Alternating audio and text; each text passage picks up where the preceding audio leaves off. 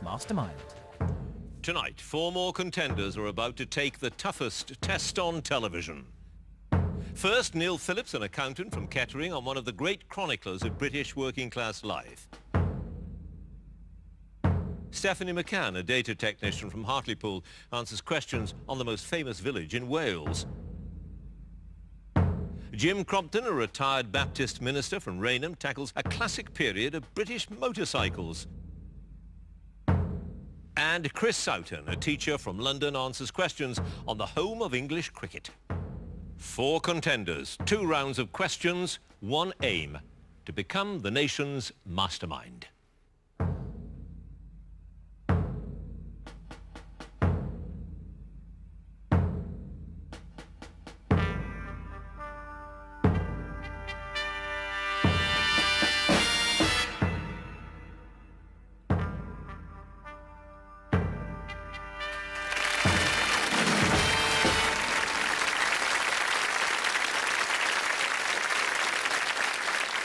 I'm John Humphreys and welcome to Mastermind. Tonight I'll be cross-examining 4 sharp brains in the notorious black chair. The rules are simple. They will be quizzed first on their specialist subject and then on general knowledge. They won't be able to see the clock, but they will certainly know that it is counting down from 2 minutes. The winner will go through to the next round and take a step closer to becoming the nation's mastermind. So let's have our first contender, please.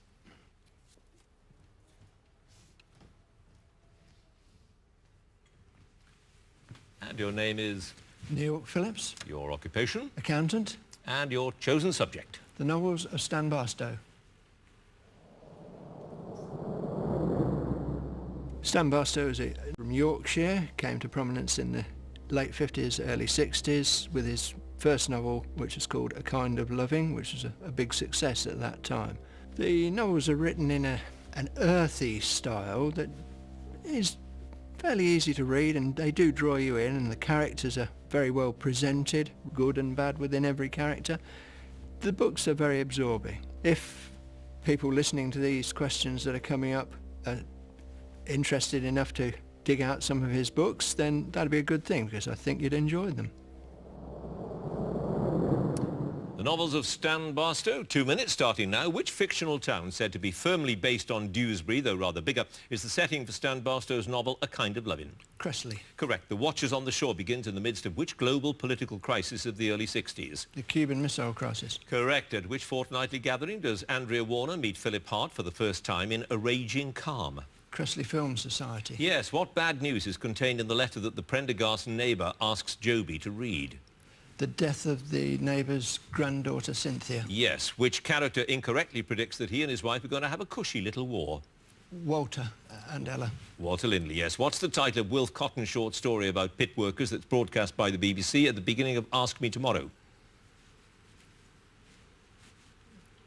The Man Inside. Man in the Dark. Which member of the Palmer family acquired an aversion to jelly after spending time in hospital for an appendectomy? Granville. Yes. In A Brother's Tale, the staff refer to John Pycock by what nickname because of the old-fashioned way he signs his name? Juno. Yes. On what day of the week does the armed robbery take place in B-Movie? Saturday. Yes. How does Walter Lindley disrespectfully refer to the local defence volunteers in Just You Wait and See? Look, duck and vanish. Yes. According to Mrs. Brown, which profession were first in the queue when brains and general strength of character were handed out? School teachers. Yes. In which novel does Wilf Cotton resurface as a successful playwright and novelist at an after-show party in London? Day After Day. Watchers on the Shore. In Just You Wait and See, at what big event in the town's year does Ella get her nose broken after intervening in a fight? The Feast. The Summer Feast, yes. What is the margin of victory between Tom Simpkins and Philip Hart after the recount in the council elections? 9 votes. It is. In Ask Me Tomorrow, what were the last 3 words spoken by Marguerite Fisher to her brother Peter before he died in a house fire? Good night, then. No noise, remember. How much money does Mr. Van Huyten leave to Vic in his will? £500. Correct. Which member of the creative writing class thinks that Eunice Cadby's poem is evidence, I've started so I'll finish, is evidence of the general rise of perversion and debauchery in modern writing? Mr. Lazenby. Is correct, and you had no passes, and Neil Phillips, you have 14 points.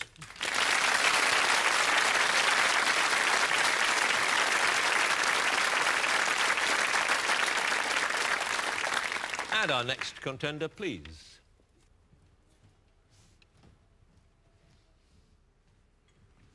And your name is? Stephanie McCann. Your occupation?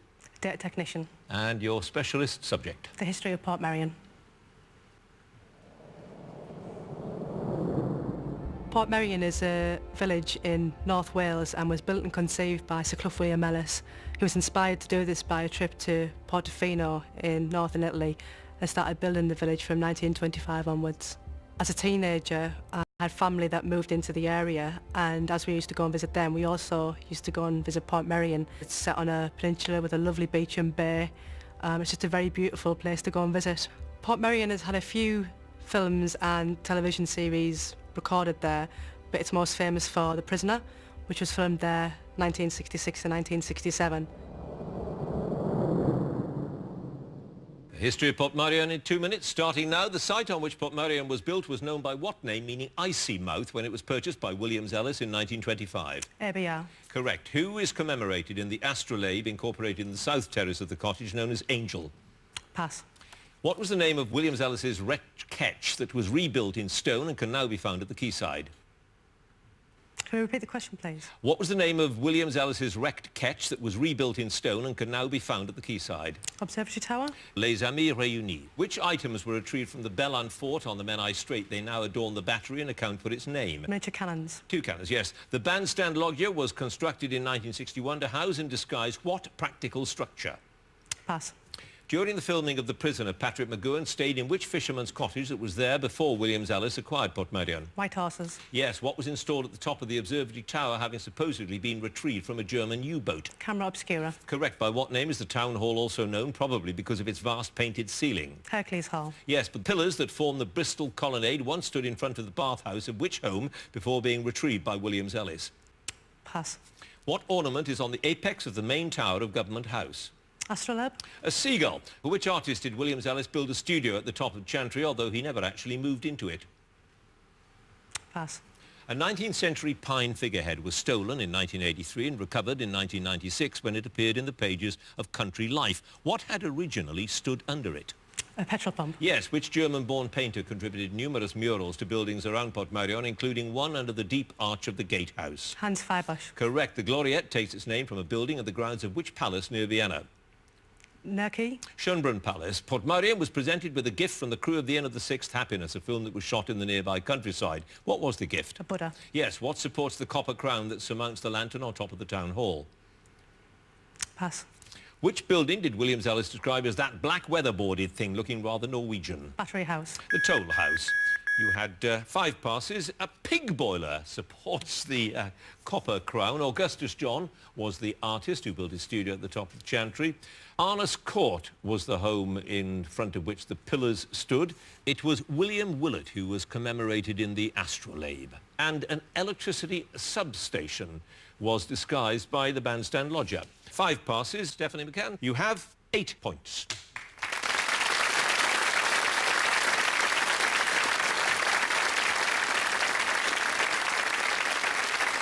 And our next contender, please.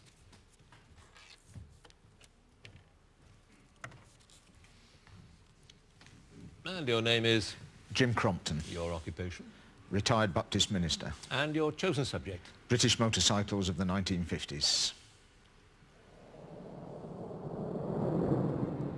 Of all the bikes I had, my most favourite was a 1959 BSA Super Rocket 650, which unfortunately I had stolen. The 1950s was undoubtedly the apogee of the British bike industry. They were famous all over the world and much exported, mostly to America, but everywhere in the world. And then Mr. Isigonis came along with his Mini, which was cheaper, marginally, than a big motorbike. And of course you could take your family out with something with the lid on, all sat there together. British motorcycles, 2 minutes starting now. What was the popular name of the classic Square 4 roadsters produced by Ariel until 1958? Squarial. Correct. Which company in the AMC group named several of their motorcycle models after birds, including the Falcon, Merlin, Kestrel and Plover? Francis Barnett? Yes, the AJS 500cc Racing Twin had what nickname because of the extensive fins on the cylinder head? Porcupine. Yes, for what did the initials JAP stand in the name of the engines that powered various motorcycles? James Arthur Prestwich. No, John Alfred Prestwich. Which company produced the Squirrel range of motorcycles both before and after the company was bought in 1950? Scott. Yes, introduced in 1958. What did Royal Enfield call its streamlined front fairing? Airflow. Yes. Which 650cc Triumph model launched in 59 was named after the location in Utah where Johnny Allen had set a world record? Bonneville. Yes. What popular name was given to bikes such as those produced by Panther, whose engine was mounted at a forward angle to the front forks? Sloper. Yes. In 53, who started motorcycle production at his Invercar works in Thundersley, Essex? Greaves. Yes. Which company provided most of the engines for the Francis Barnett motorbikes until AMC started using ones made in-house in the later 50s? Pass. Jeff Duke won the World Championship title in 51 and 52, riding for which British works team? Norton. Yes. Which company developed the oleomatic telescopic fork system used on Panthers for several years? AMC. Doughty. In the mid-50s, which company launched the 350cc Dragonfly? Douglas. Correct. What was the name of the racing version of the Vincent Comet championed by John Surtees? Grey Flash. Yes, the legendary frame designed by the McCandless brothers and introduced on Norton bikes from 1950 became known by what name? Featherbed. Yes, which company founded as Bayliss Thomas and Company began producing the Talisman 250cc twin in 1950? James. Excelsior. What did Vincent call the Black Shadow when it was offered in a fully enclosed Series D model launched in 55? Black Prince. Yes, which Southport-based company manufactured the side valve engine for the DOT 250cc Roadster? Pass. Which AJS, I've started so I'll finish, which AJS 350cc model in production throughout the 50s was popularly known as the Boy Racer? The 7R. Yes, correct. You had two passes. Brockhouse was the name of that Southport-based company, and Villiers was the one that provided most of the engines for the Francis Barnett bikes. Two passes, Jim Crompton, 14 points.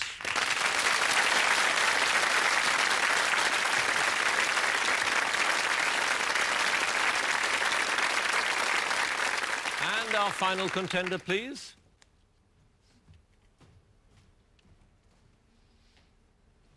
And your name is? Chris Soughton. Your occupation? Teacher. And your chosen subject? The history of Lord's Cricket Ground. Lord's has been at its current site since 1814, although there were two previous grounds before that, and it's still the dream of every cricketer from whatever country in the world to eventually play at Lord's. Well, in the early days, Lord's had a lot of financial problems, and they had to have all sorts of displays of, they had Native American Indians there, they played baseball, they had hopping races, they did all sorts of things just to make a few quid to keep it going. If I were to play at Lord's, my dream moment would be to hit a six off an Australian to win the Ashes. History of Lord's in 2 minutes, starting now at the Lord's Cricket Ground. Which figure can be found on the weather vane donated by Sir Herbert Baker in 1926? Old Father Time. Yes, which famous fixture was first played at the original Lord's Ground in 1805 with Lord Byron among the players? Eton v Harrow. Yes, in which year was the first recorded match played at the current Lord's Ground? 1814. Correct. Who broke the record for the highest individual score at a Lord's Test when he made 333 against India in 1990? Graham Gooch. Yes, apart from the main ground, which other cricket ground is within the Lord's complex? The Nursery Ground. Yes, W.G. Grace's first appearance at Lord's was as a 16-year-old in 1864, playing for which team? South Wales. Yes, the short-lived second Lord's Ground had to be abandoned after an Act of Parliament of 1812 confirmed the cutting of which canal right through it? Regents. Yes, whose final Test match commentary was for the England versus Australia centenary Test of 1980? John Arlott. Yes, what was the name of the Lord's cat whose obituary appeared in Wisden 65, describing him as a well-known cricket watcher who preferred a close-up view of the proceedings? Peter. Yes, which Yorkshire batsman shared a match-saving partnership with Trevor Bailey in the 53 Ashes Test at Lord's? Fred Trueman. Willie Watson. What sports facility had previously been on the site where the Mound stand was built in 1899? Tennis court. Yeah. Who bought the lease of the ground from Thomas Lord in 1825?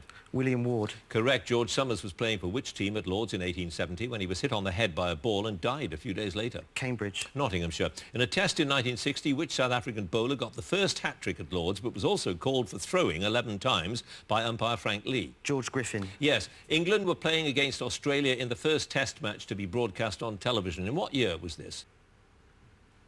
1938. Correct. Who's the only man to have struck the ball over the current Lord's Pavilion? He did so in 1899. Albert Trott. Yes. What position at Lord's was first created in 1864? The first incumbent was David Jordan. Groundsman. Yes. Which future England captain became the youngest known cricketer to appear in an official match at Lord's when, at 13 years of age, he played for Tunbridge against Clifton? Colin Cowdrey. Correct. Cambridge's victory by 2 runs in the 1870 started, so I'll finish. The 1870 varsity match was clinched after which man took a hat-trick in the last over? Fowler. No Cobden, but no passes. Chris Sutton, you have 16 points.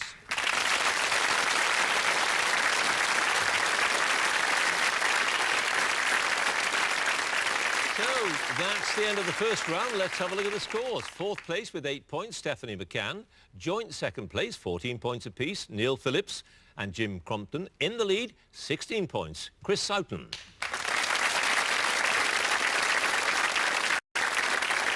It's the general knowledge.